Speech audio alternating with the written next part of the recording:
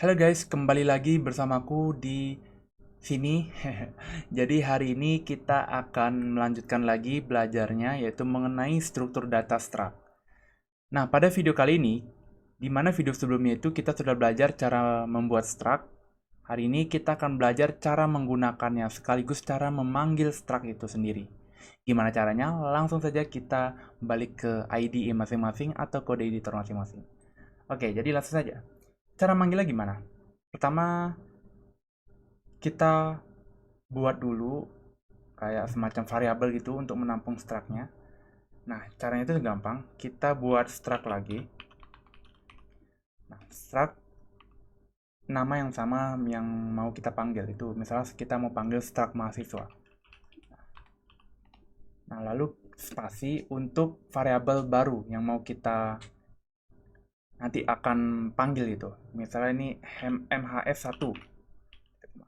Nah, nanti mhs1 inilah yang akan kita pakai untuk memanggil isi di dalam struct ini. Nah, karena di sini belum ada value-nya, kita coba set dulu. Untuk ngeset value-nya itu, kita bisa pakai yang namanya ini. Ini mirip behavior-nya dengan objek kalau di bahasa pemrograman lain ya. Jadi kita panggil nama struct-nya itu, lalu kita pakai titik, panggil property di dalam struct-nya itu. Itu ada name. Kita set value-nya dengan ini. Misalnya siku, gitu misalnya ya. Nah, lanjut yang kedua, misalnya itu mhs1 titik nim.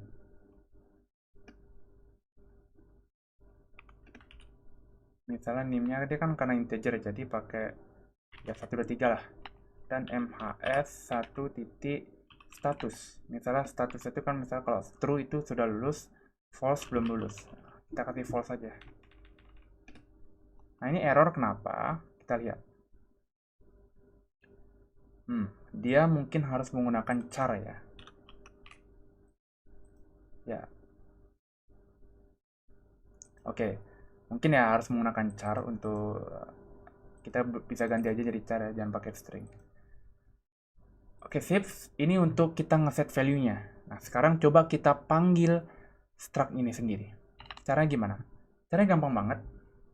Kita tinggal pakai cout aja dulu untuk menampilkan ke dalam terminal, lalu panggil mhs1 titik name-nya.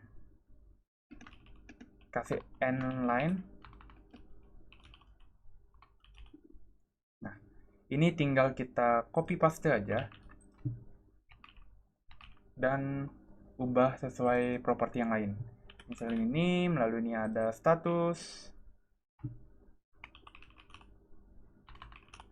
Oke, kalau kita coba run, yang terjadi apa? Oke, aman ya di sini. Ini name dari si mahasiswanya, ada siku, lalu ada nim-nya 123 dan statusnya yaitu 0 atau false ya. Oke, udah nih, gampang banget cara untuk menggunakan struct-nya sekaligus kita memanggil dan juga mengisi value di dalam struct. Gampang banget ya. Nah, ini ada kasus lain nih. Kalau kita mau ada 2 mahasiswa atau 3 mahasiswa mungkin gimana caranya?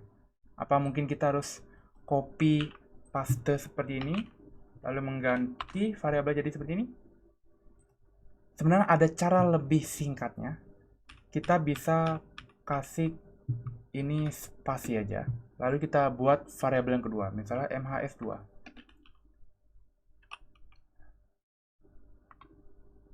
Tapi gini, kita lupa kasih koma. Nah, misalnya yang ketiga, kita buat mhs3. Kita buat 3 mahasiswa misalnya. Kita tinggal copy, lalu paste, paste. Lalu kita tinggal ubah ini menjadi mhs2, mhs2, ini 2, ini 3, 3, dan 3.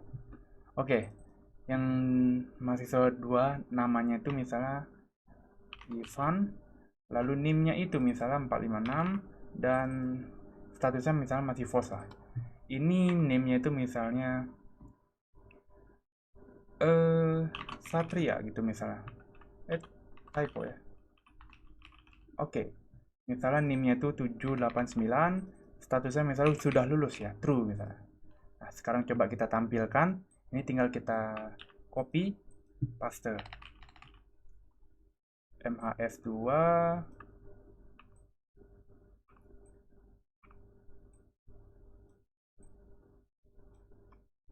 kok 4 3 MHS3. Sip. Sekarang kita coba run. Oke. Outputnya sesuai yang kita harapkan. Ini mahasiswa pertamanya, Siku dengan NIM 123 dan statusnya belum lulus atau false. Lalu ini mahasiswa kedua, Ivan dengan NIM 456 yang statusnya masih belum lulus.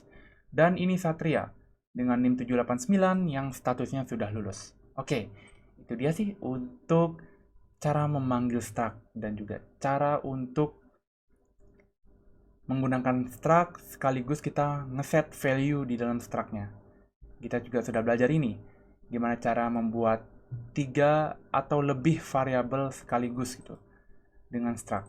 Jadi kita hanya perlu menggunakan koma lalu spasi nama variabel baru yang akan kita buat gitu untuk kita set value-nya. Jadi kita hanya perlu ini satu tipe data struct dan kita bisa memanggilnya berkali-kali dengan cara seperti ini gitu. Oke, sekian dulu dari materi video kali ini. Nah, di video selanjutnya apa yang akan kita pelajari? Oke, kita akan pelajari ada yang namanya sintaks yang cukup penting juga kalian ketahui, yaitu type def pada struct. Nah, apa itu type def? Dan tujuan kita pakai type def itu untuk apa? Dan apa pentingnya? Oke, kita akan belajar itu di next video. Jadi, see you in the next video.